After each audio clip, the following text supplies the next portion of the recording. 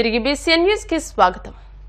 మాజీ మంత్రి అనిల్ కుమార్ యాదవ్ పై సొంత బాబాయ్ నెల్లూరు కార్పొరేషన్ డిప్యూటీ మేయర్ రూప్ కుమార్ యాదవ్ సంచలన వ్యాఖ్యలు చేశారు.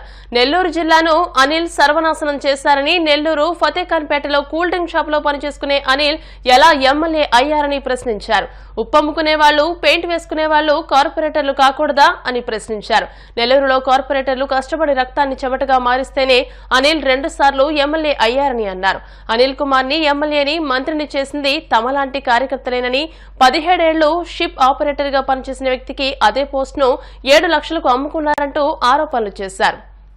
నెల్లూరుకి ఒక ఎక్స్ట్రా ఆర్టిస్ట్ అంటే ఆల్రెడీ ఆర్టిస్టులు ఉన్నప్పుడు ఒక ఎక్స్ట్రా ఆర్టిస్టులుగా కొంతమందిని పెట్టుకుంటాం.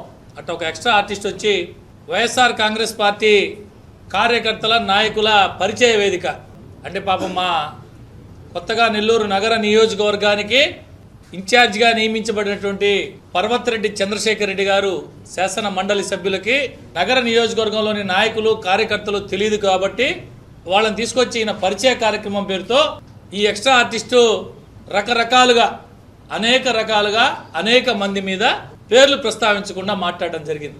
ఇకపోతే కార్పొరేటర్ల గురించి కొంత మాట్లాడాడు. ఉప్పు అమ్ముకునేవాడిని కార్పొరేటర్ని చేశా, ఇక్కడే ఉన్నాడు మా అశోక్. పెయింట్ వేసుకునేవాడిని కార్పొరేటర్ని చేశా. నువ్వు యాడ్ నుంచి వచ్చావు? కూల్ డ్రింక్ షాపులో లట్టాలు కొట్టుకుంటున్నావు. నువ్వు ఫతేఖాన్పేట కూల్ డ్రింక్ షాపులో లట్టాలు కొట్టుకుంటున్నావు. నేనేందో చూపిస్తా రకరకాలుగా. ఉప్పు అమ్ముకునేవాళ్ళం, పెయింట్ వేసేవాళ్ళం, కష్టం చేసేవాళ్ళం, రక్తాన్ని చెమటగా మార్చేవాళ్ళం. మేము కష్టం చేస్తే మా కష్టంతో శాసనసభ్యుడై, మంత్రి, కార్యకర్తల్ని అన్యాయం చేసి జిల్లాని సర్వనాశనం చేసిపోయి నువ్వు ఈయనేదో వచ్చి కొత్తగా తయారు చేస్తా అంటే కొత్తగా మా 15 ఏళ్లలో 5 ఏళ్ళు మాత్రమే అధికారంలో ఉన్నాం, 10 ఏళ్ళు ప్రతిపక్షంలో ఉన్నాం. మేము ఉండినప్పుడు నువ్వు ఊరికే బొమ్మవే. చేసిందంతా మేము. ఈ పెయింట్ అమ్ముకునేవాడు, ఈ ఉప్పు అమ్ముకునేవాడు, ఈ హౌసింగ్లో పనిచేసేవాడు మేము చేసింది ప్రతిపక్షంలో. నువ్వు కాదు, నువ్వు ఉత్సవ విగ్రహాన్ని నువ్వు చేయి. ఇప్పుడు చూపించు. ఏదో చేస్తా ఉంటావు కదా, రా వచ్చి చెయ్యి.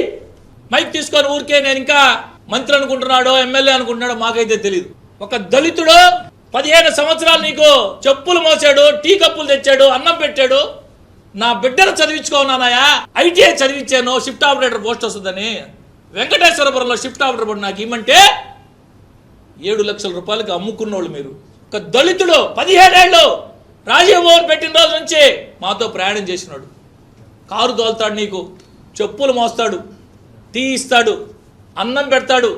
నువ్వు తిరిగి వస్తే కాళ్ళు నొప్పులుగా ఉన్నాయి రా సేనా అంటే కాళ్ళు ఎత్తేవాడు. నా బిడ్డని చదివించుకున్నానయా షిఫ్ట్ ఆపరేటర్ పోస్ట్ కోసం. నా సొంతూరు పాటూరు వెంకటేశ్వరపురంలో సబ్స్టేషన్ పడతా ఉంది, ఇవంటే ఇప్పిస్తాను రా అని చెప్పి నీతో తిరిగే చెంచాగాల చేత 7 లక్షల రూపాయలకి అమ్ముకున్నాడు నువ్వు, అమ్మించుకున్నాడు నువ్వు మాట్లాడేది కార్యకర్తల గురించి. పశ్చిమ గోదావరి జిల్లా పాలకులలోని శ్రీ క్షీర రామలింగేశ్వర స్వామి దేవస్థానానికి తాత్కాలిక కార్యనిర్వహణాధికారిగా పనిచేస్తున్న ముచ్చర్ల శ్రీనివాసరావుకే పూర్తి బాధ్యతలు అప్పగించారు. ఈ మేరకు విజయవాడ దేవాదాయ శాఖ కమిషనర్ నుంచి సోమవారం ఉత్తర్వులు అందాయి.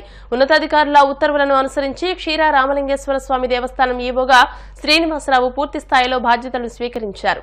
శ్రీ క్షీర రామలింగేశ్వర స్వామివారి దేవాలయం పాలకొల్లు పంచారామాల క్షేత్రాల్లో ఒకటైనటువంటి శ్రీ స్వామివారి ఆలయం పట్టణంకు నడిబొడ్డుపై వెలిసి దినదినాభివృద్ధి, భక్తులు అనేక మంది వచ్చి శ్రీ స్వామివారిని దర్శించుకోవడం జరుగుతున్నది. 1/7/2024 సంవత్సరంలో నన్ను తాత్కాలిక కార్యనిర్వహణాధికారిగా నియమించి ఉన్నారు. తదుపరి రెగ్యులర్ ఈవోగా నియమించట శ్రీయుత కమిషనర్ వారు విజయవాడ వారు ఉత్తర్వులు ఇచ్చి ఉన్నారు. వారి ఉత్తర్వుల ప్రకారంగా ఈరోజు జాయినింగ్ రిపోర్ట్ కూడా ఇవ్వడం జరిగింది. ఈ శ్రీ స్వామివారి ఆలయం దినదిన అభివృద్ధి చెందవలసినటువంటి పరిస్థితి ఉన్నది.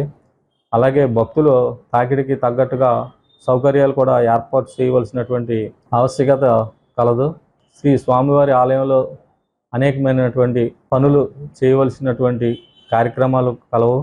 అలాగే భక్తుల సౌకర్యార్థం చాలా కార్యక్రమాలు చేయవలసి ఉన్నాయి. ఇవన్నింటినీ కూడా మన నీటిపారుదల శాఖ మంత్రులైనటువంటి గౌరవనీయులు శ్రీ నిమ్మల రామానాయుడు గారి దృష్టికి తీసుకువెళ్ళి వారి యొక్క సూచనల మేరకు ఈ అభివృద్ధి పనులన్నీ కూడా చేపట్టి భక్తులకి అనేకమైనటువంటి సౌకర్యాలు ఏర్పాటు చేయడం జరుగుతుంది. నిత్యాన్నదానం కూడా దేవస్థానం తరపునటువంటి చేయవలసినటువంటి ఆవశ్యకత ఉంది. దాన్ని కూడా మన మినిస్టర్ గారి దృష్టికి తీసుకెళ్లి పై అధికారుల యొక్క ఆమోదంతో ఉత్తర్వులు పొంది ఆ కార్యక్రమం కూడా చేయవలసినటువంటి పరిస్థితి ఉంది. కాబట్టి నా సాయశక్తుల నాకు ఉన్నటువంటి ఎక్స్పీరియన్స్ తోటి నేను కొన్ని పనులు చేసి శ్రీ స్వామివారి యొక్క కృపకు పాత్రునవుతానని తెలియపరుచుకుంటున్నాను. పశ్చిమ గోదావరి జిల్లా గణపవరంలోని చింతలపాటి వరప్రసాద మూర్తిరాజు ప్రభుత్వ డిగ్రీ కళాశాలలో ఎన్ఎస్ఎస్ డే వేడుకలు ఘనంగా జరిగాయి. ఈ కార్యక్రమానికి ప్రిన్సిపల్ పి నిర్మలా కుమారి అధ్యక్షత వహించి మాట్లాడుతూ ప్రభుత్వ డిగ్రీ కళాశాలలో 200 మంది విద్యార్థులు ఎన్ఎస్ఎస్ లో చేరారని అన్నారు. స్వచ్ఛందంగా సేవా కార్యక్రమాల్లో పాల్గొనే ఎన్ఎస్ఎస్ వాలంటీర్లకు పోటీ పరీక్షల్లో మినహాయింపు ఉంటుందని అన్నారు. Vice principal Madhuraju, IQAC coordinator CH చైతన్యలు మాట్లాడుతూ ఎన్ఎస్ఎస్ వాలంటీర్లు అన్ని కార్యక్రమాల్లోనూ చురుగ్గా పాల్గొంటున్నారని, సామాజిక సేవను అలవర్చుకునేందుకు ఎన్ఎస్ఎస్ ఉపయోగపడుతుందని అన్నారు. ఎన్ఎస్ఎస్ పీఓ వెంకటరమణ మాట్లాడుతూ ఎన్ఎస్ఎస్ లో ఉన్న వాలంటీర్లు సామాజిక చైతన్యాన్ని అలవర్చుకోవాలని అన్నారు. ఈ కార్యక్రమానికి ఆత్మీయ అతిథిగా హాజరైన press club chairman Srihari Srimannarayana మాట్లాడుతూ ఎన్ఎస్ఎస్ వాలంటీర్లు చేపట్టిన కార్యక్రమాలను కొనియాడారు.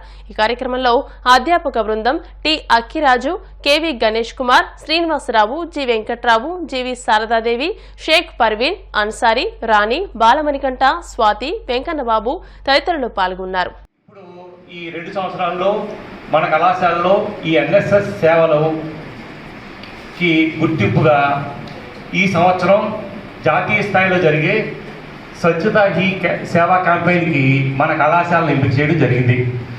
రాష్ట్రంలో ఉన్న చాలా తక్కువ కళాశాలలో మన యూనివర్సిటీలు అయితే మన వెస్ట్ గోదావరిలో 2 కాలేజీలు ఎంపికైనవి. మొట్టమొదటి కాలేజీ మన కాలేజీ ఎంపిక నిజంగా మన గర్వకారణం. ఎందుకంటే దాన్ని ఏ ప్రాతిపదికన ఎంపిక చేశారంటే గత సంవత్సరం నుంచి మన కళాశాలలో జరిగిన ఎన్ఎస్ఎస్ ప్రోగ్రామ్స్ అన్నింటినీ కూడా దాన్ని క్రియేట్గా తీసుకుని వాటిలో ఏ కాలేజీలో అయితే ప్రోగ్రామ్స్ బాగా జరిగిన క్రైటీరియాగా తీసుకుని మన కళాశాలను ఎంపిక చేశారు. దానిలో భాగంగా గత వారం రోజుల నుంచి కూడా మన కళాశాలలో ఈ అభివృద్ధి జరగాలంటే రాజకీయ పార్టీలు జమిలి ఎన్నికలకు సహకరించాలని మహబూబ్ నగర్ ఎంపీ డీకే అరుణ అన్నారు. ఈ సందర్భంగా ఆమె మాట్లాడుతూ 5 ఏళ్లలో అసెంబ్లీ, పార్లమెంట్, ఇతర ఎన్నికలు జరగడంతో అభివృద్ధి కుంటుపడిందన్నారు. 2014 వరకు రాష్ట్రంలో అసెంబ్లీ, పార్లమెంట్ ఎన్నికలు ఒకేసారి జరిగేవని ఆమె గుర్తు చేశారు.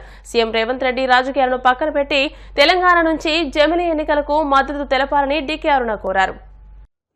పార్లమెంటు, అసెంబ్లీ ఒకేసారి జరిగేవి కొంతకాలం. మనకు కూడా 2014 వరకు కూడా అసెంబ్లీ, పార్లమెంట్ ఒకేసారి జరిగినాయి మన రాష్ట్రంలో కూడా. కొన్ని రాష్ట్రాల్లో వెనక ముందు జరిగిండొచ్చుగా మన దగ్గర కూడా మొన్నటిదాకా జరిగినాయి. 2014 వరకు జరిగింది. కాబట్టి మన రాష్ట్రం నుంచి కూడా పూర్తిగా దీనికి మద్దతు ఇవ్వాలని నేను కోరుతున్నా. తెలంగాణ రాష్ట్రం నుంచి దీనికి మద్దతు పలకాలి.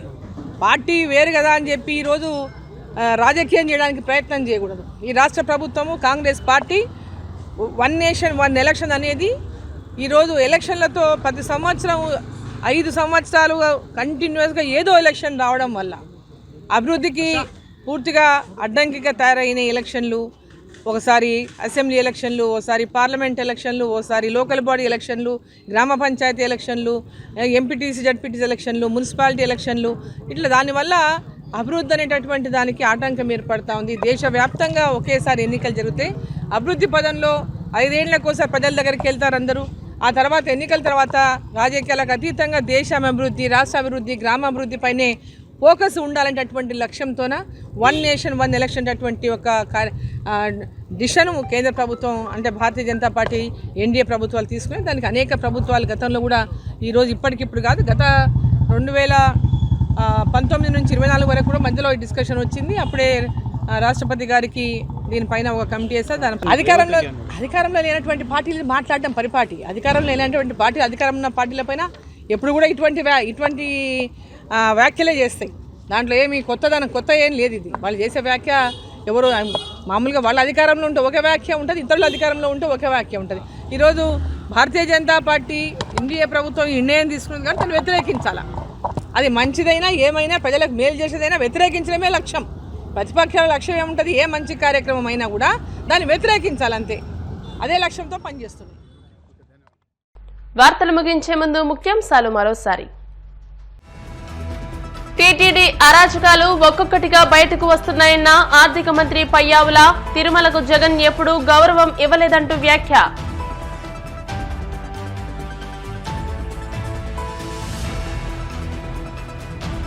తాడేపల్లిగూడెంలో ఉత్సాహంగా వైసీపీ ఆత్మీయ సభ. మా ప్రజాప్రతినిధులను టీడీపీ కూటమి ప్రలోభపెడుతుందన్న జిల్లా అధ్యక్షులు ముదునూరి.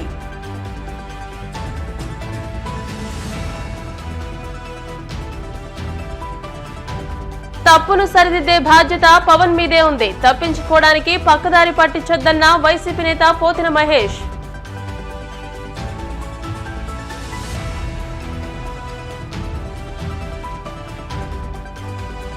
భద్రాచలం వద్ద తగ్గుముఖం పట్టిన గోదావరి నీటి మట్టం. స్నానఘట్టాల వద్ద భారీగా పేరుకుపోయిన బురద. ఈ వార్తలు ఇంతటితో సమాప్తం. మరిన్ని వార్తల కోసం BCN digital YouTube channel, Facebook page ని ఫాలో అవ్వండి. అప్డేటెడ్ వార్తల కోసం ప్లీజ్ సబ్స్క్రైబ్.